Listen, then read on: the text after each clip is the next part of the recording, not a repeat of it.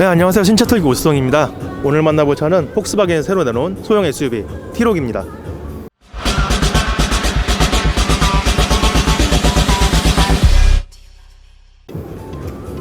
폭스바겐의 T-Roc, 국내에서는 이전까지는 없던 모델이고, 폭스바겐이 이번에 5T 전략, 신형 SUV를 5개를 내놓겠다라는 전략에서의 네 번째로 내놓은 소형 SUV입니다. 폭스바겐은 신형 디자인이 적용됐고요. 가로로 넓어진 라디에이터 그릴과 이어진 헤드램프, LED 헤드램프가 적용됐습니다. 그리고 여기가 이제 방향 지시할 때 들은 저희가 구성하는 깜빡이죠. 그 부분인데, 평소에는 하얗게 빛이 나다가 방향 지시등을 켜면 그때 이제 주황색으로 빛이 난다고 합니다.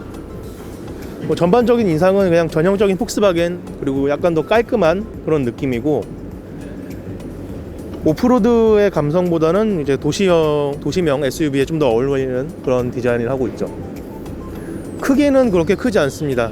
그러니까 전장이 한 4,600mm 정도, 4.6m 정도 나오고, 이제 실내 공간도 축광거리가 한 2,600 정도 나오는데, 일반적인 그냥 소형 차량들 정도 생각하시면 될 것 같고, 골프 정도 사이즈, 골프보다 약간 더 큰 정도를 보시면 될 것 같습니다. 안에 실내도 한번 슬쩍 보시죠. 실내 공간 자체는 그렇게 넓지는 않은 편인데, 그래도 폭스바겐의 최신 기술들이 다양하게 적용된 것을 보실 수 있습니다. 디지털 클러스터가 일단 적용이 됐고요. 여기서 이제 속도계도 나오고 내비게이션도 가운데 조그맣게 나오는 기능이 들어간다고 합니다. 그리고 여기에 이제 메인 디스플레이가 자리 잡았고, 일반 구성은 보통 소형 SUV랑 크게 다르지 않은 것 같아요. 그리고 약간 특징이 있으면 여기 이제 파노라마 선루프가 적용이 돼서 상당히 개방감이 좋게 되어 있다, 그 정도인 것 같습니다. 축광거리가 2600mm대다 보니까 실내 공간이 그렇게 넓진 않은데, 그래도 부족함은 없는, 주먹 하나가 여유롭게 들어갈 정도로 부족하진 않습니다. 4명 탔을 때 그냥 딱 적당하네 싶을 것 같아요. 앞에도 방금 앉았을 때 공간이 좁다라는 느낌이 전혀 없었고 운전하기 편하다 싶었는데, 뒷좌석 공간도 괜찮고, 지금 여기에 USB-C 타입으로 전원 공급을 받을 수가 있는 부분이 있고, 그 외에는 특별한 건 없는 것 같네요. 전형적인 소형 SUV. 트렁크도 한번 보겠습니다. LED 리어 램프를 적용해서 약간 넓고 얇은 그런 디자인을 가지고 있고, 깔끔해요. 무난하게 깔끔하고, 이제 여기 엠블럼을 누르면 트렁크가 열리는데, 트렁크 공간도 생각보다는 준수합니다. 소형 SUV에서 이 정도면은 충분히 합리적인 것 같고, 이 밑에도 여유 공간이 있고, 여기에 타이어를 넣어놨네요. 요즘 펑크 수리 킷을 넣는 경우가 많은데, 이렇게 아예 바퀴를 넣어놨습니다. 만약에 이거를 빼고 또 수리 킷으로 대체한다라면 또 그만큼의 공간을 확보할 수 있겠죠.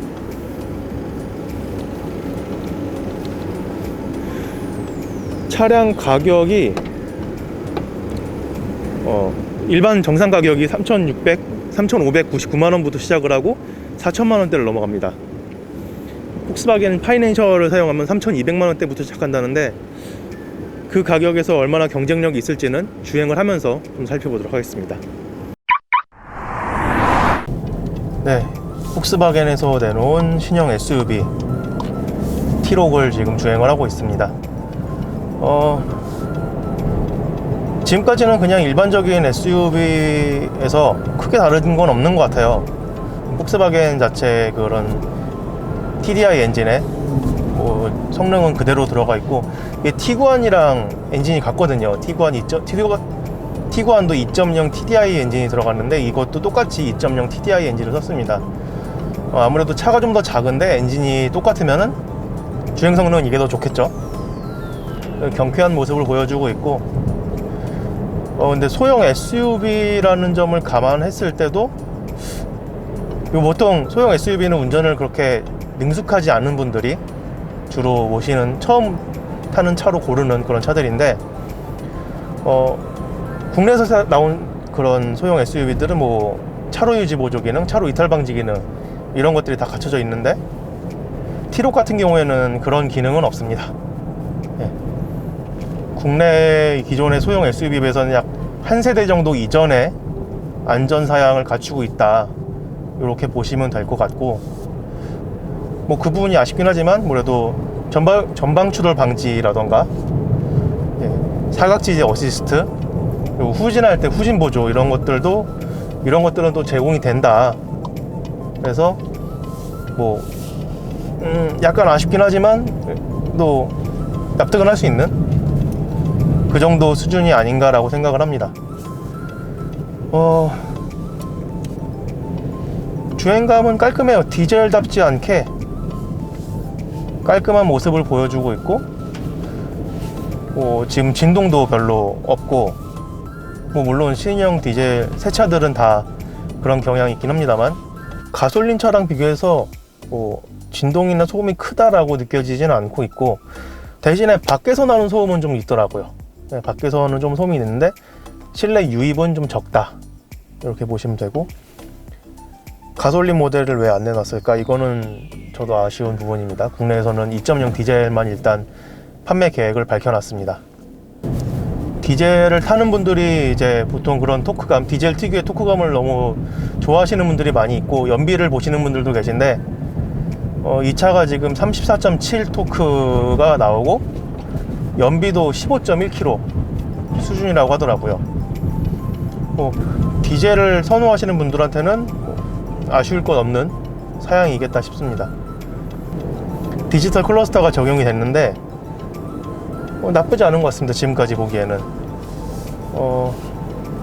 네, 모양도 이런 식으로 바꿔줄 수가 있다고 하고요.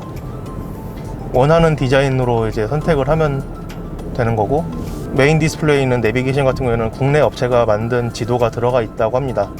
그래서 해외 업체들이 이제 갖다 쓰는 지도보다는 좀 더 정밀하게 보여줄 수 있을 거다 라고 했는데, 아직까지는 크게 티는 안 나고 있습니다. 그리고 이 차에 차로 유지 보조는 없는데 어댑티브 크루즈 컨트롤 기능은 있다고 하더라고요. 그래서 한번 주행을 하면서 그거를 실험을 해보도록 하겠고요. 일반적인 디자인 평가 자체는 무난해요. 무난하고 그냥 소형 SUV에 기대하는 수준이다. 핸드폰 무선 충전기가 일단 세로로 깊게 들어가 있는데, 그 해외 수입차들 가운데서는 그 스마트폰이 좀 폭이 넓거나 길거나 이러면은 안 들어가는 경우들이 좀 있거든요. 이 차 같은 경우에는 그래도 위아래로 좀 공간을 좀 많이 확보를 해놔서 그런 불편은 없을 것 같고요. 가격에 걸맞게 통풍 시트는 없는 모양이고요. 멈췄다가 출발할 때 디젤 소음이 약간 들리긴 하네요. 이거는 아쉬워도 어쩔 수 없는 부분이 아닐까라는 생각이 들긴 합니다. 차로 유지 보조는 없으니까 어댑티브 컨트롤만, 어댑티브 크루즈 컨트롤만 한번 써보겠습니다. 이 버튼으로 어댑티브 크루즈 컨트롤 기능을 켜고, 이 양옆 버튼으로 이제 속도를 조절하고, 가운데 버튼으로 앞차와의 거리, 간격을 조정한다고 합니다. 이 버튼을 누르면 블라인드 스팟, 리어 트래픽 경고, 프론트 어시스트, 전방 추돌 방지랑 사각지대, 그리고 후진할 때 후방에서의 그 경고를 해주는 기능들이 들어 있습니다. 시트는 그냥 보기에는 깔끔하고 지금 다 가죽이 적용되어 있는데 착자감이 몸을 잘 잡아준다라는 느낌은 아니에요. 보기에는 깔끔하고 이쁜데 지금 색상도 베이지색에 브라운이 섞여가지고 약간 더 고급스러운 느낌이 나거든요. 근데 쿠션감은 평범합니다. 크루즈 컨트롤 기능을 이제 켰고요. 네, 확실히 차로 유지 보조 기능이 없다 보니까 이탈을 쉽게 하는 모습을 보여주고 있습니다. 그리고 속도보다는 이제 앞차와의 거리를 우선해서 지금 작동을 하고 있고, 앞에서 끼어드는 차까지 인식은 잘 못하는 것 같네요. 방금 모닝 하나가 확 끼어들었는데 인식을 잘 못하더라고요. 어댑티브 크루즈 컨트롤 기능 자체는 뭐 무난한 것 같습니다. 그런데 이 차 가격이 지금 타고 있는 모델 같은 경우에는 이제 1,400만 원대까지 올라가는 그런 차량이고, 이게 기본 모델이 3,500만 원, 3,599만 원, 사실상 3,600만 원이죠. 거기서 시작해서 뭐 파이낸셜 서비스 쓰면 3,200만 원부터 라고 하는데, 그 돈 주고 사기 적합하냐라고 하면은 애매한 부분이 있는 것 같습니다. 왜냐면은 국내 소형 SUV 시장이 상당히 인기를 얻어서 커지고 있고, 많은 차들이 나왔죠 이미.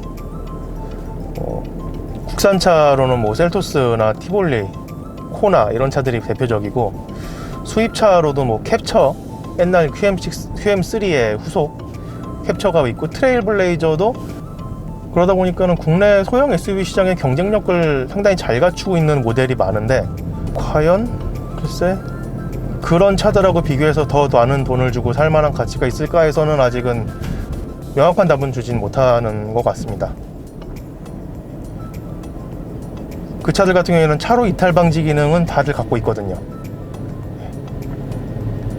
운전이 서툰 분들, 그리고 자신이 없는 분들한테는 정말 중요한 기능인데, 이 차는 그게 없죠. 지금 감지도 아예 못하는 것 같아요. 전혀.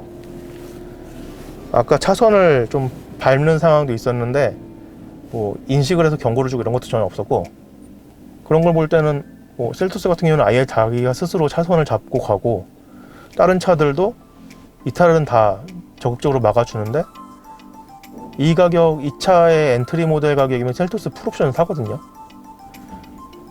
굳이? 라는 생각이 들 수밖에 없죠. 뭐 폭스바겐의 장점이 또 있을 것이고, 뭐 그 매력을 좋아하는 분들도 계시겠지만, 일반적인 기능을 봤을 때는 좀 그렇습니다. 그리고 디젤만 제공되는 차다라는 것도 좀 한계점이긴 하죠. 네, 폭스바겐에서 소형 SUV 시장을 공략하겠다고 내놓은 티록 타봤고요. 2.0 디젤 엔진을 달고 150마력의 34.7토크, 수치상으로 상당히 나쁘지 않은 동력 성능이긴 합니다만, 뭐 주행하면서 보니까 약간은 뭐 디젤 특유의 고토크를 즐기기보다는 약간 반응이 느린 경향도 좀 있더라고요.